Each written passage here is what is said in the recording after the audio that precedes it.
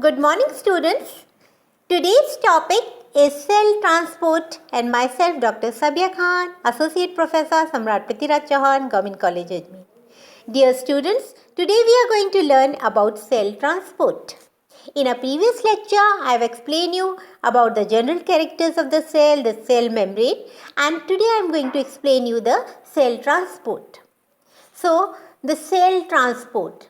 The cells, as we know, they take the things inside which they need and exits the things that they don't require. Means, and how does this occur? It occurs through the cell membrane.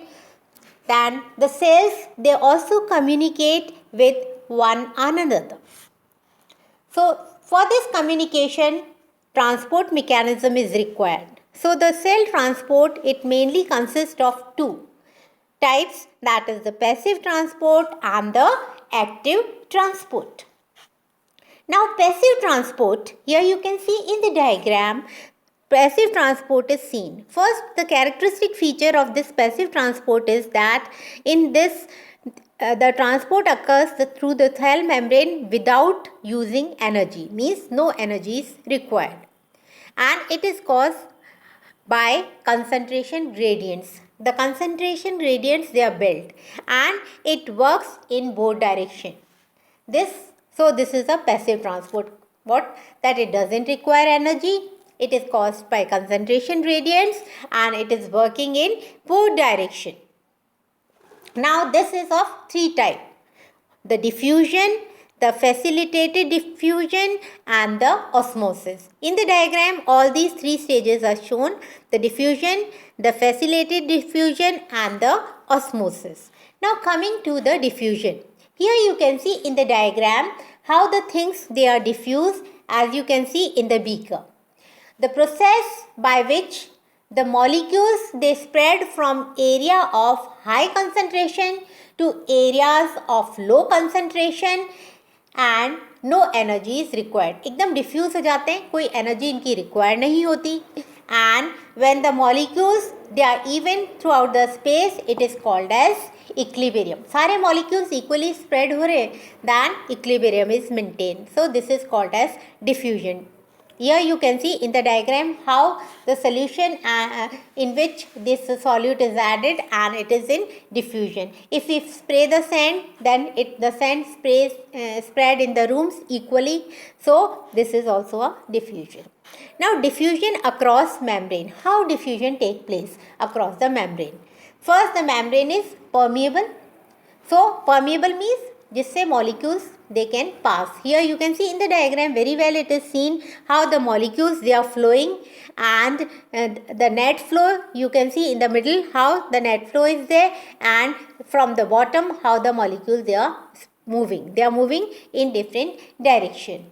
So it is through permeable membrane, and how they are moving from high concentration to low concentration. Here you can see how the molecules where the concentration is more, ज़्यादा है यहाँ पे concentration, वहाँ से move कर रहे, so that equilibrium is reached, and there is small uncharged particles such as the oxygen, carbon dioxide and most lipids, and no energy is required. So this is through the membrane. Now coming to the facilitated diffusion. Facilitated diffusion, what happens? The molecules, they cannot directly diffuse across the membrane, but they pass through special protein channels. यहाँ पे देखिए, you can see in the diagram. In the previous diagram, the molecules they were moving.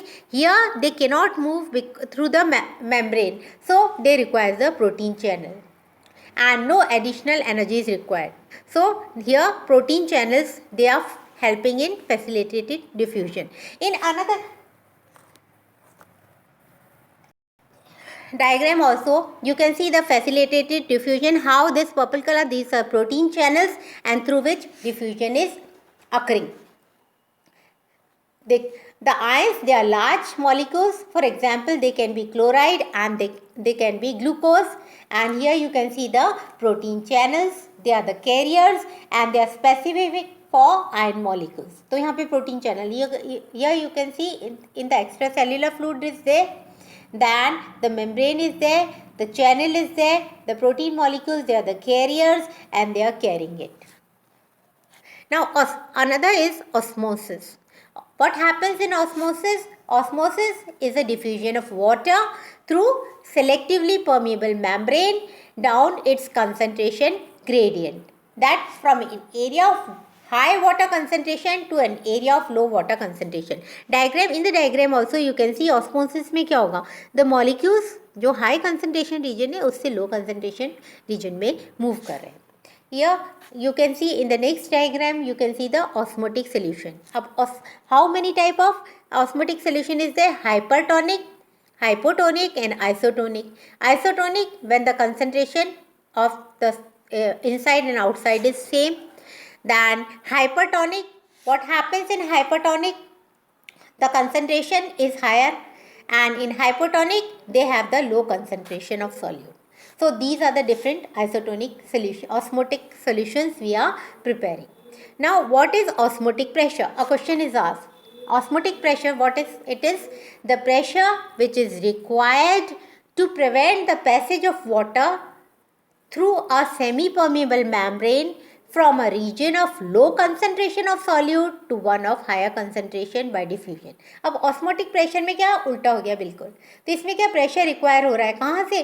From region जहाँ पे low concentration है solutes की to the higher concentration. तो naturally low से high पे करेंगे तो pressure ज़्यादा require होगा, and that is called as the osmotic pressure.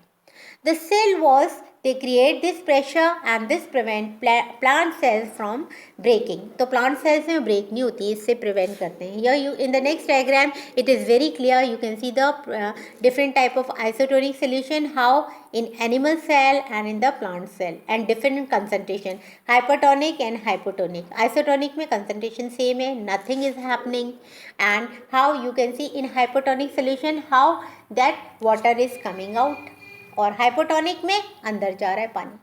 तो these are the osmotic pressures you can see in the diagram. The second is the active transport. अब what happens in active transport? diagram में देखिए you can see the movement against concentration gradients. अगर कोई भी चीज़ against होगी concentration gradient के तो क्या होगा? We require energy, that is the ATP. And it is in one direction only. Passive transport दोनों direction में था. Active transport in one directional, unidirectional types. The molecular transport, that is the protein pump, and the bulk transport, that is the endocytosis and the exocytosis. अब coming to endocytosis. What happens in endocytosis? The process by which the cell absorbs material, molecules such as the protein from outside the cell by engulfing it with the cell membrane. तो cell membrane से engulf कर लेंगे. It is of two types, pinocytosis and the phagocytosis. So here you can see in the diagram what is happening in pinocytosis. The movement of liquid the cell, अगर liquid move कर रहा है cell के अंदर, that is called as a pinocytosis. Here you can see in the diagram.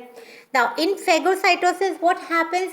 The movements of solids जा रहे हैं cell के अंदर. तो you can see the phagocytosis how this the monocytes they approaches antigen पे कैसे approach करते हैं monocytes से. तो this is through phagocytosis. उसको engulf करेंगे, फिर digest करेंगे, and then they this pinocytosis completely occurs. Engulf कर दिया तो हो गया.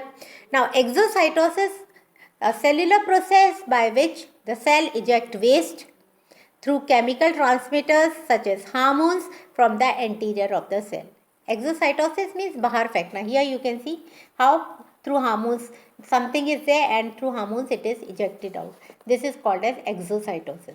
So the different type of transport we have discussed, difference between active transport and the passive transport, then exocytosis, pinocytosis, phagocytosis. These are the these questions are asked in short questions, and hope you have understood, and in the next class we are going to do next topic. Till then, goodbye and take care.